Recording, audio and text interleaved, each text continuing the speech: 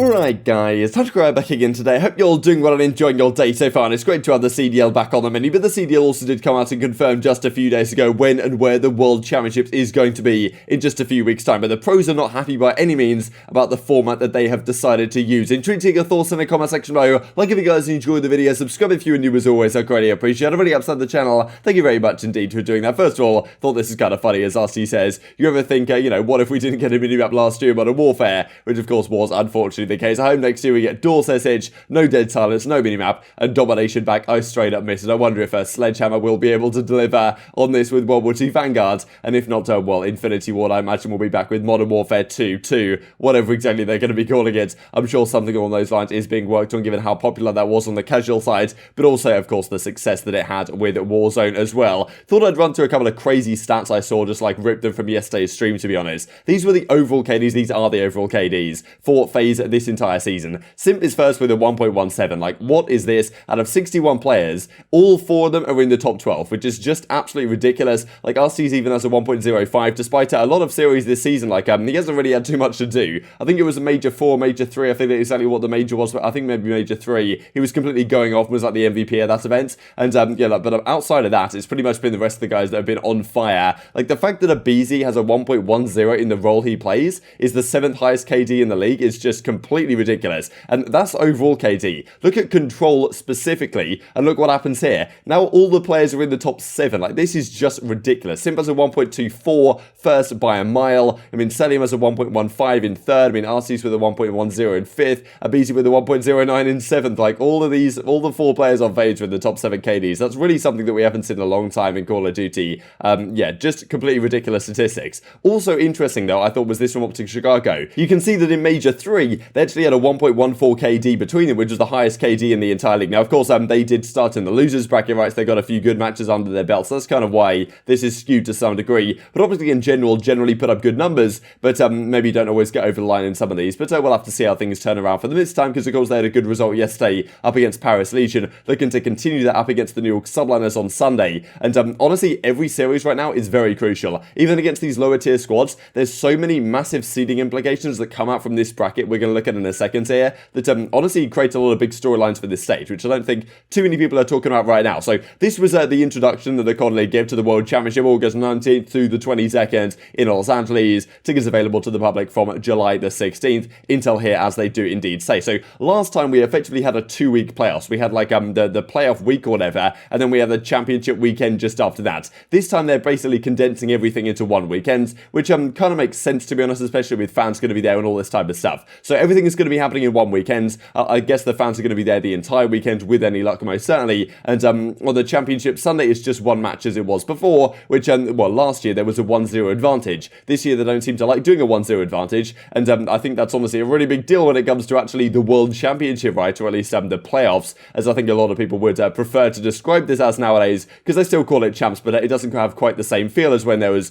32 teams, the best 16 pro teams and the best 16 amateur teams descending on an arena, and then they're going to play and fight to the death, and someone is going to win, and you're going to have to go through an absolute gauntlet to win out your group, or at least get out your group in top 2 out of the 4 teams in your group, then run through an absolutely monstrous bracket if you want to win the World Championships. Nowadays, of course, that the main season has massive implications for what happens, and as we can see right here with the playoffs format. So, Seed 1 and 2 currently FaZe and Empire have a 1-round bye into winners round 2. Seed 7 and 8 start in losers round 1. This is the major, well, issue that a lot of people have been talking about. You'd have thought that, well, at least if there's some teams not even making it, right? 4 teams, the bottom 4 right now, Los Angeles Guerrillas, the Paris Legion, Royal Ravens, and Seattle Surge, aren't even going to make the World Championship based on their current standing. And, well, okay, they're not even going to be there, and still, the next 2 teams up are starting in losers, where effectively your chance to win the entire thing is probably chalked, right? Like, the bracket you'd have to go through to win from losers is completely outrageous. So, there's a lot to play for the rest of the season, because every team, well, at least the teams that are currently in 7th and 8th,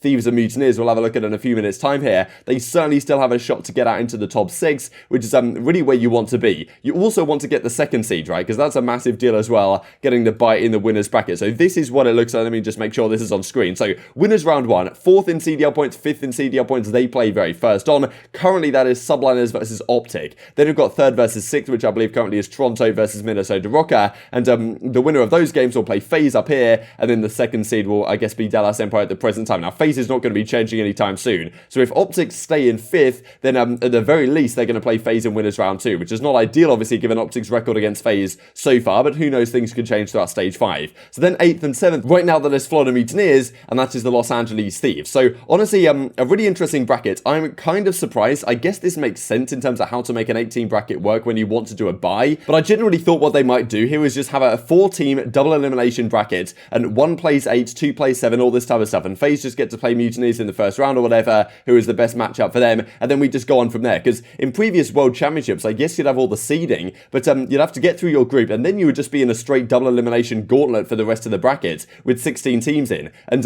you'd have to make your way all the way through that. So the fact that FaZe, I mean, once again, FaZe right here, or whoever's the second team, they only have to win 3 series to win the entire World Championship, which is far and away different to what happened before, and well, who knows, right, what happens in elimination finals, and there's a lot to talk about here, but still, I think a lot of pros are very frustrated with this format, especially the fact that 2 teams start in losers, having, you know, just made it to the World Championship, right, and done all this, you know, done all this hard work, you're actually still starting in the losers bracket, and basically your chance to win the tournament is chalked, which is not necessarily the case, but still, I mean, 1 chance instead of 2 is a massive difference. As Octane says, 8-team tourney, 2 teams start in losers, oh man, what's happened here? Sasha says I'm gonna play L, old tournament style with the, well, certainly better than what we have now, says Slasher. Of course, he's on Los Angeles Thieves, right, and he's won World Championships before. He won the 2016 World Championship with, well, not too different of a team to what he currently has over at the Thieves side of things. So obviously, they want to start in winners at all costs, which they're going to have a hard time doing most certainly over these next several weeks, but they certainly still can do it. And, well, Donnie tempts us as well, L format, so he's on the Paris Legion. He probably won't even be going to the World Championships, but still, right, and Octane in a similar boat. But still, I think it's very obvious to a lot of people the fact that this is not the best format by any means, and it's kind of a surprise to a lot of people are kicking the teeth in a way that you've made it all the way to champs, and now you're still starting in the losers brackets after all this time, right? It doesn't really feel like a proper World Championship type event with a format like this, I would argue. And as well, Corky say along similar lines. Personally, we'd rather this tournament be called CDL Playoffs if it's going to have this format, with another tourney for all the, you know, the 12 teams called CDL Champs, where no team starts in losers. You just need to win more than 3 series, right, to win the entire tourney. So it'd be cool to see something like this. I wonder how they can make it work in the future, because I'm sure they're thinking about the format that the CDL has right now, and considering what changes they can make to make it more viewer friendly and to just better overall, to be honest, for future seasons. Because let's be honest, right now it's a bit of a difficult time, especially because you've got a lot of these series actually don't mean too much, at least for the bottom tier squads. All these series mean a fair bit for the top teams. We'll look at in a second. But if you're one of those bottom 4 and you're not making champs, like, what really are you playing for at this point, other than some pride and some prize money, and to probably keep your spot in the Pro League for next season if you play particularly well? One of those teams being the Paris Legion. I thought this was a nice little sit down here with Scraps, and they run through his career. I thought this was pretty nice, to be honest. Paris finally creating some content right at the end of the season. I thought it was kind of entertaining. It's called the regain, right, which certainly is what Paris are going to have to do. So let's talk about the matches for today. Rokkr versus Gorillas, Subliners versus Thieves. Wanted to talk about in detail here, to be honest, what these mean for these squads, because this is actually very important, the results here, especially for, well, New York being one, but also Rokkr and Thieves, and then also like the implications of this on the other teams. So these are the standings right now, and having looked at that bracket that we saw, FaZe are going to be number 1, there's no doubt about that. But the second seed is an absolute, you know, bloodbath, to be honest. Like, Empire are on 320, Subliners in 4th are on 310. So any of these teams can get second realistically, but also OpTic are here at 270. They're 40 points off Subliners. So I mean, look, if OpTic have a great stage and New York really don't have a great stage, then you can possibly see OpTic jumping New York. At the end of the day, though, because 4th play 5th in the first round, it's you know, it's probably that they're still going to play each other regardless of what happens. So probably it's not going to make too much difference. But certainly the fight for the second seed is massive. So Subliners really feel like they have to win everything, because they have to try and leapfrog both of these teams to get second, to get that bye into the lower side of that winner's bracket. And well, then we've also got the fight for 6th, right? Because these top 6 teams on the left, they start in winners, the bottom 4 do nothing, and then these 2 as well start in the losers bracket, as we did just see. So Minnesota Rokkr on 200 points, Thieves on 180, Mutineers on 170. This is certainly a margin that can be made up, especially at the major, right? That's what's kind of interesting here, is that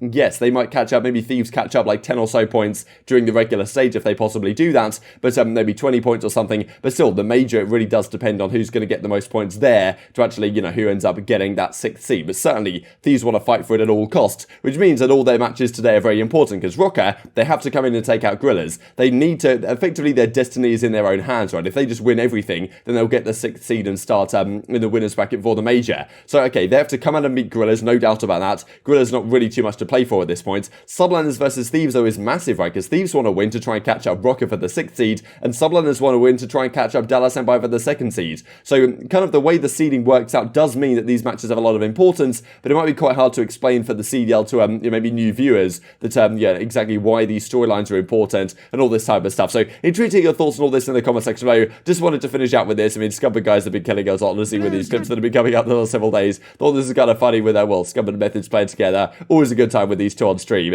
But well, certainly intrigued to hear your perspective on all this in the comment section below. Hope you guys enjoyed the video. If you did enjoy it, I'd greatly appreciate a like on the video. Really upset the YouTube algorithm like you enjoyed this content. Other people like you may enjoy this content as well. And I'm growing the competitive Call of Duty community. Thank you much as always. Take care. And I will see you next time. Hello, Seth. Hello. Hello, Seth. You there? What, dude? Don't I said Lottie here, obviously. I said Lottie here, obviously. A big performance out of you recently. How you feeling, Seth? I'm feeling good, Lottie. Thank you, Seth. Obviously a staple of the scene, right? You know, you've been out for a long time. Curious, you know, for you, who are some of your favorite players in the league, Seth? What was that question, Lottie? Seth, who are some of your favorite players in the league? Besides OpTic players, of course. It would be Zinni, but... Thank you. Oh, but he's not in the league. Oh, wait. Oh, Lottie, sorry. Oh, sorry. Lottie, Sorry, Lottie here.